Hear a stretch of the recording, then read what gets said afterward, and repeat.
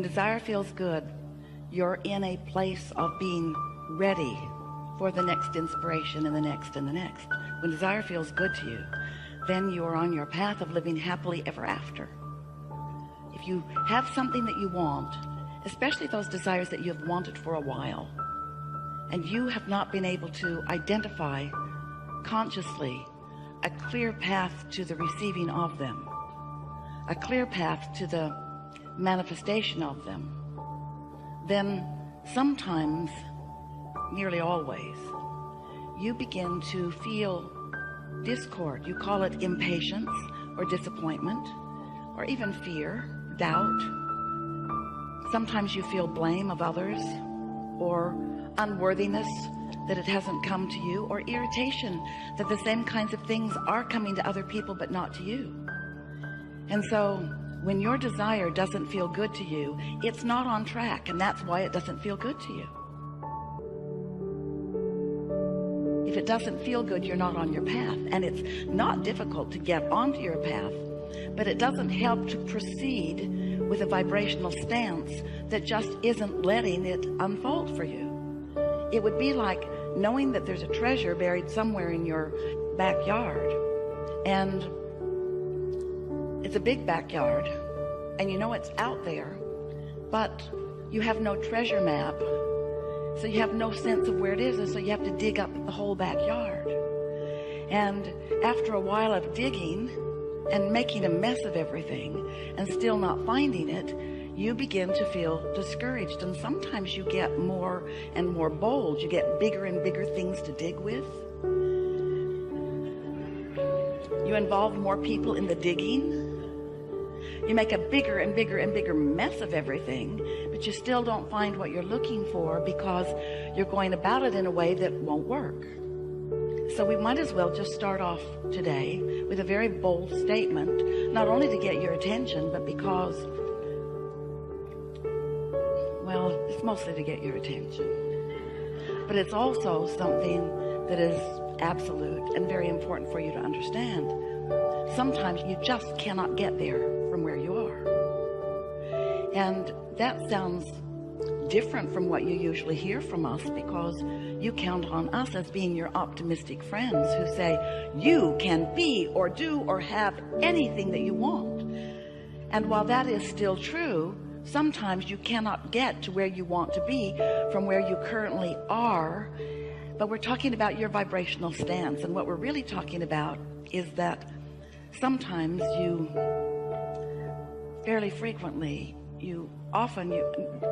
almost always, that what you are doing is you are wanting to get to a different place from where you are.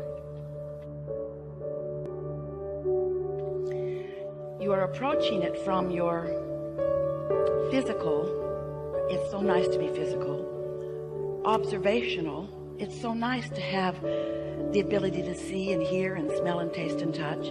From this very tangible, manifest things into a reality where I and others can see them.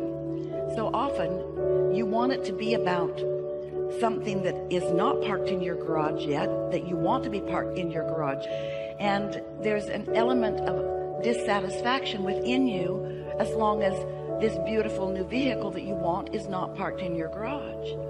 And there's something about you, human creatures that you are, that causes you to go to the garage and notice it isn't there. And in your awareness of its absence, you continue a vibration that makes it very difficult for you to find the path to it. And we get how you would be that way because you were born into an environment with all of your observational ability. And your observational ability is essential to why you are here. It's what allows step one of the creative process to happen at all. Step one says, when you know what you don't want, you know what you do want, and that's the asking part of it. And you could not come to any of those conclusions, or many of them, without your observational senses. And so we're not trying to talk you out of seeing and hearing and smelling and tasting and touching. We just want you to know that once you have identified that you want something, then using those senses to take score of where you are in terms of the manifestation of it is counterproductive.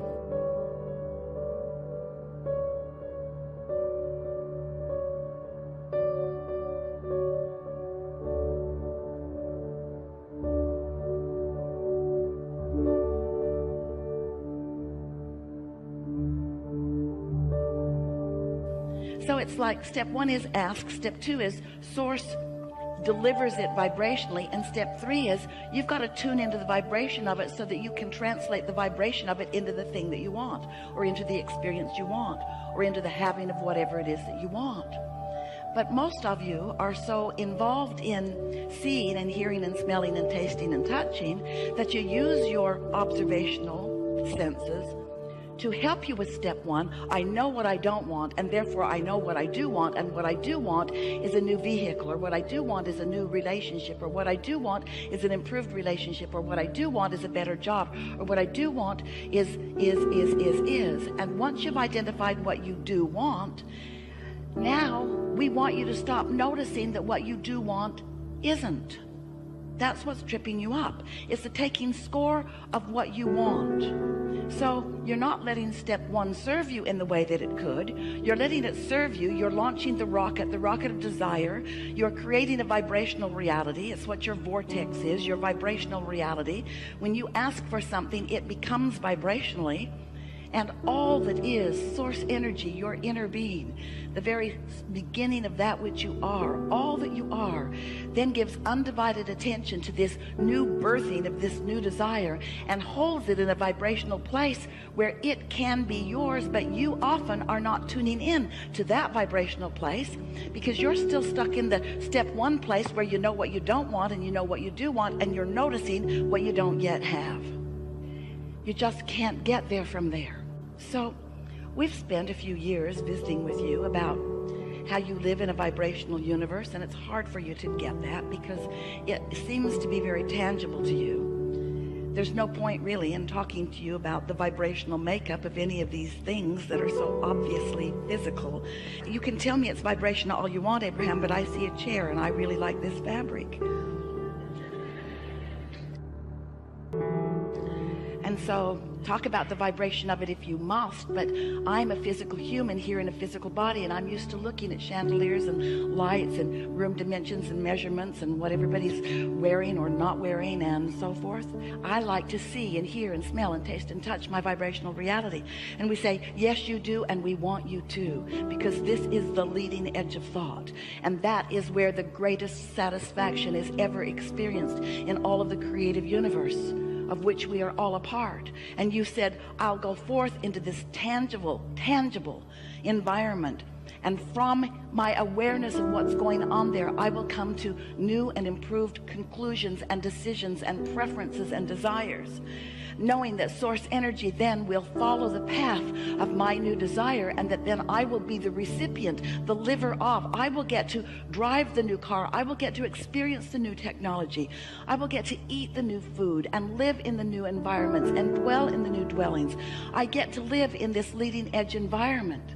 But you didn't come to just live in this leading edge environment. You came as a creator of this leading edge environment, and you will never be happy if you are only in an observational state. You will never be happy if you remain only in a reactionary state.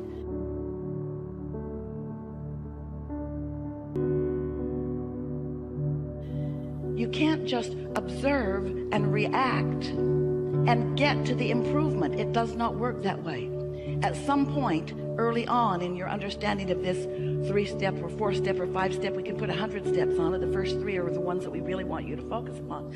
Step 1 is you ask. Step 2 is source answers. And step 3 is you got to let the answer in. You've got to tune into the vibrational frequency of the vibrational request that you have made, of the vibrational now reality that now exists, before you can allow yourself to see it and hear it and smell it and taste it and touch it. So what we're really asking of you is something that is the most natural thing in the world to you, but you have practiced otherwise, so it doesn't feel natural.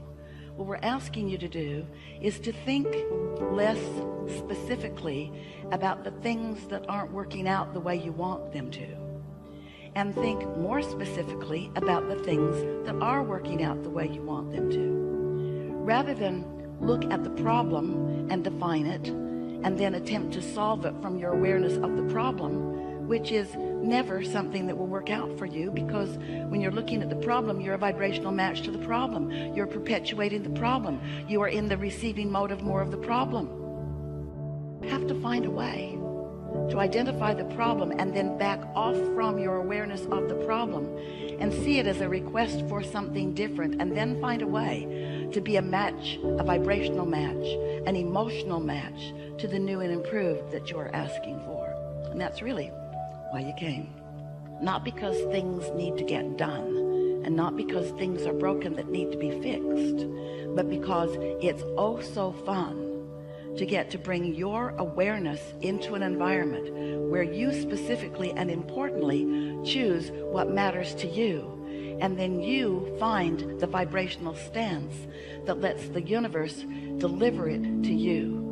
When you get to witness that, what you're really witnessing is your personal attunement to your personal desires.